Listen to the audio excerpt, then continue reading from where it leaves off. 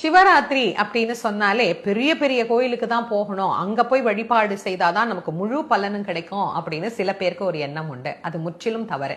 ஒரு சின்ன கோயில் பார்க்கறதுக்கு ஆளே கிடையாது, ஒரே ஒரு சிவலிங்கம் மட்டும்தான் இருக்கு, அந்த கோயிலுக்கு போய் வழிபாடு செய்யறதுக்கு கூட ஆள் இல்லைன்ற நிலைமையில ஒரு கோயில் இருந்தாலும் சிவராத்திரி அன்று கண்டிப்பா அந்த கோவிலுக்கு நீங்க போய் வழிபாடு செய்து ஒரு சின்ன அபிஷேகம், என்ன முடியுதோ பால் பழம் என்ன கிடைக்குதோ அதை வச்சு நாம அபிஷேகம் பண்ணி வழிபட்டால் கூட அநேகமான நன்மைகள் நமக்கு கண்டிப்பாக கிடைக்கும். கோவில்ல சின்னது பெருசு அப்படிங்கிற வித்தியாசம் எல்லாம் கிடையாது.